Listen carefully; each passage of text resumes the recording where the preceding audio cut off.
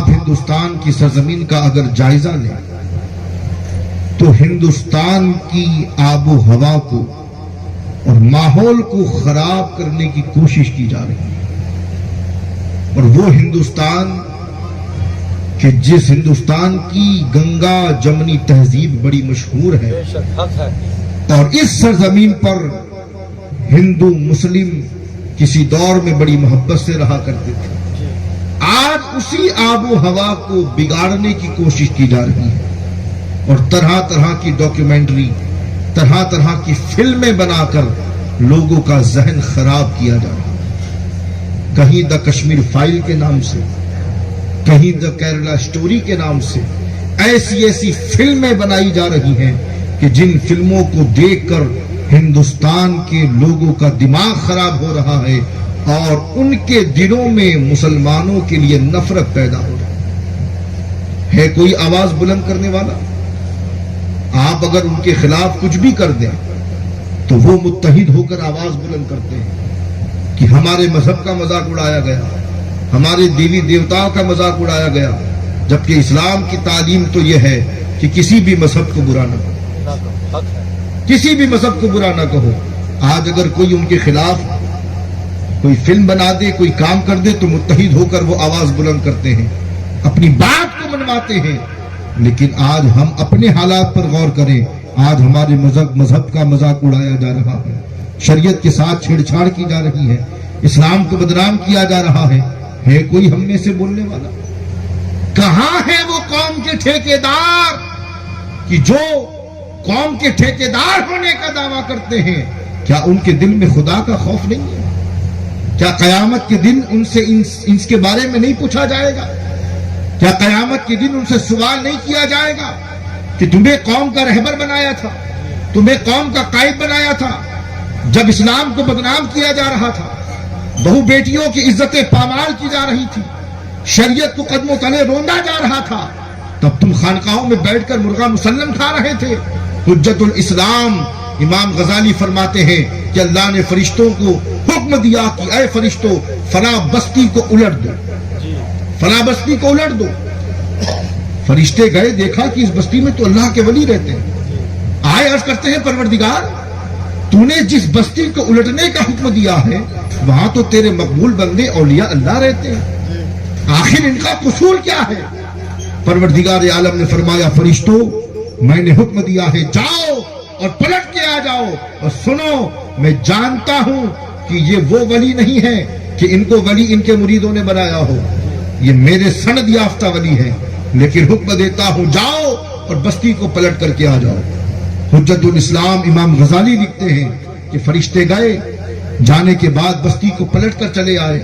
آنے کے بعد عرض کرتے ہیں اے پروردگار تو نے حکم دیا تھا بستی کو پلٹنے کا، پلٹ کر چلے آئے، سارے کے سارے زمین کے نیچے دھسا دیے گئے، لیکن اے پروردگار اب تو بتا کہ ان کا قصور کیا تھا، ان کی غلطی کیا تھی، ان کا گناہ کیا تھا؟ وہ تو اولیاء اللہ تھے، کیا خطا ہو گئی ان سے؟ اللہ ارشاد فرماتا ہے اے فرشتوں میں جانتا ہوں کہ وہ میرے سند یافتہ ولی تھے، میں نے انہیں سند ولایت دی تھی، لیکن اے فرشتوں ان کا گناہ یہ تھا کہ وہ خانقاہوں میں بیٹھ کر، مسجدوں میں بیٹھ کر اپنے آپ کو تو گناہوں سے بچا رہے تھے، لیکن سماج اور معاشرہ گناہوں کے دلدل میں دھستا چلا جا رہا تھا۔ وہ خانقاہوں سے نکل کر، وہ مسجدوں سے نکل کر لوگوں کی اصلاح نہیں کر رہے تھے، ان کو گناہوں سے نہیں روک رہے تھے، اس جرم کی وجہ سے میں نے انہیں زمین کے نیچے دبا دیا۔ تو ان کے دلوں میں خوف خدا نہیں ہے، نہ اسلام کی پرواہ ہے، نہ دین کی پرواہ ہے، نہ شریعت کا خیال ہے، بس اپنے کام سے مطلب ہے، نذرانہ لیتے رہو کام چلتا رہے گا، مرغ مسلم کھاتے رہو کام چلتا رہے گا، جب تک ہمارے قائد بیدار نہیں ہوں گے اور شریعت پر آنے والے حملوں کا جواب نہیں دیں گے، آواز بلند نہیں کریں گے، تب تک قوم مسلم کبھی فلاح نہیں پا سکے گی، کامیاب نہیں ہو سکے گی، عزت نہیں پا سکے گی۔ اور اگر یہی حالات رہے تو وہ دن بھی دور نہیں ہے کہ مسلمانوں کو قدموں کے نیچے روندا جائے۔ ایک بات اور کہتا چلوں آپ کو، آج حالات اتنے نازک ہو گئے کہ بہو بیٹیوں کی عزت سلامت نہ رہی، عزت داؤں پر لگ گئی، اور ایسے ایسے اسلام دشمن کہ جنہوں نے ایک سازش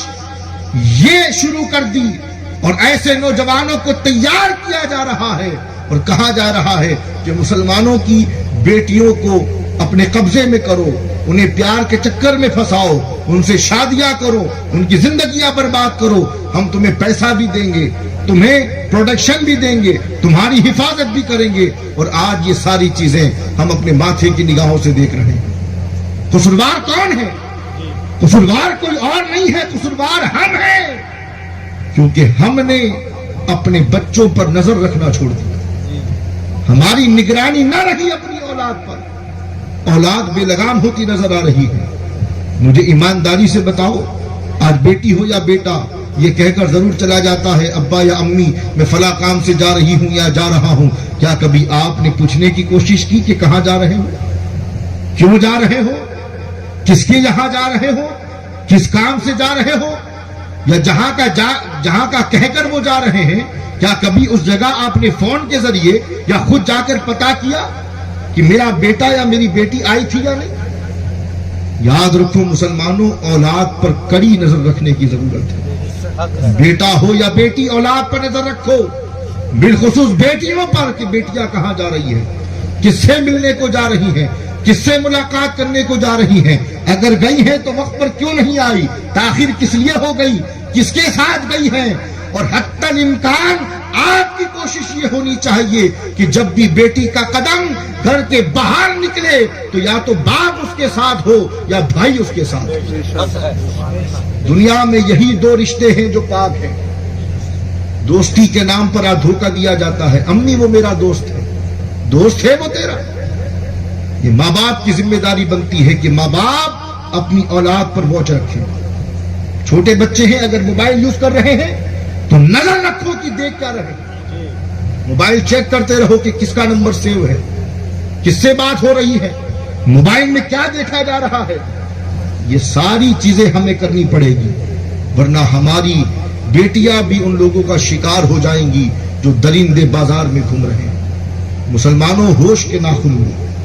اپنے گھر کے ذمہ دار بنو۔ کمانا ساری زندگی ہے، مگر ایک مرتبہ اگر عزت نیلام ہو گئی تو ساری زندگی ناک بھی اگر رگڑتے رہو گے تو کوئی بھی عزت تم نہیں پا سکتے۔ اپنے بیٹوں کی حفاظت کرو،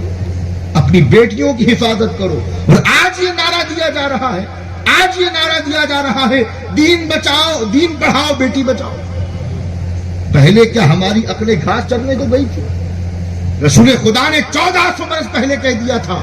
کہ طلب العلم فریضۃ علی کل مسلم و مسلمہ، کہ علم کا حاصل کرنا مرد پر بھی فرض ہے، مسلمان عورت پر بھی فرض ہے، مسلمان مرد پر بھی فرض ہے۔ جب عزت نیلام ہو رہی دکھائی پڑی تو نعرہ دیتے گھوم رہے ہیں، بینر پر بینر نکالا جا رہا ہے، بچیوں کو دین پڑھاؤ اور عزت بچاؤ، بیٹیاں بچاؤ۔ کاش کہ ہم پہلے بیدار ہو گئے ہوتے، کاش کہ ہماری آنکھیں پہلے کھل گئی ہوتی تو آج یہ دین دیکھنے کی ضرورت نہ پڑتی۔ بچیوں کو دینی تعلیم دو، بچوں کو دینی تعلیم دو، انہیں بتاؤ کہ تمہارا خدا کون ہے، انہیں بتاؤ تمہارا رسول کون ہے، انہیں بتاؤ اہل بیت کیا ہیں، انہیں بتاؤ صحابہ کیا ہیں، انہیں بتاؤ کہ شریعت کی تعلیم کیا ہے، انہیں بتاؤ کہ رسول خدا کی تعلیمات کیا ہے۔ بیٹا ہم مسلمان ہیں، ہم نے اس اللہ کا کلمہ پڑھا ہے جو وحدہ لا شریک ہے، ہم نے اس رسول کا کلمہ پڑھا ہے جو تمام رسولوں اور تمام نبیوں سے افضل ہے، ہم صحابہ سے محبت کرنے والے ہیں، ہم اہل بیت سے محبت کرنے والے ہیں۔ یہ ساری تعلیمات ہمیں چاہیے کہ ہم اپنی اولاد کو دیں۔ اور آخری ایک جملہ ایمانداری سے بتانا، کب آخری مرتبہ آپ نے اپنے بچوں سے کوئی دین کی بات کی؟ کب آپ نے کی تھی؟ یاد ہے آپ؟ یاد ہی نہیں ہوگا، کبھی کی ہی نہیں تو یاد کیسے آئے؟ ایک گھنٹہ نکالو اپنے گھر میں، ایک گھنٹہ اپنے بچوں کو لے کر بیٹھو اور حالات حاضرات سے ان کو آگاہ کرو کہ حالات کتنے بگڑے ہوئے ہیں۔ انہیں بتاؤ کہ بیٹا حالات بہت برے ہیں، تمہاری عزت تمہارے ہاتھوں میں ہے، تم مسلمان ہو، ہندوستانی مسلمان ہو، اور تمہیں مسلمان کسی ایرے غیرے نے نہیں، تمہیں غریب نواز نے مسلمان بنایا۔ اور یہ ہندوستان کی آب و ہوا بڑی نازک ہو چکی ہے، اس آب و ہوا کو اگر ہمیں خوبصورت بنانا ہے تو سب سے پہلے ہمیں اپنے کردار کو سنوارنا ہوگا، ہمیں اپنی ذات کو سمجھنا ہوگا کہ ہم کون ہیں اور کس کا کلمہ پڑھنے والے ہیں، جس کا نبی سب سے اعلیٰ، جس کا رسول سب سے اعلیٰ، جس کے پاس کتاب تو کتابوں سے سب سے اعلیٰ، جس کے پاس دین اسلام سب سے اعلیٰ، وہ کون سب سے اعلیٰ کیوں نہیں؟ اس بات پر غور کرنے کی ضرورت ہے۔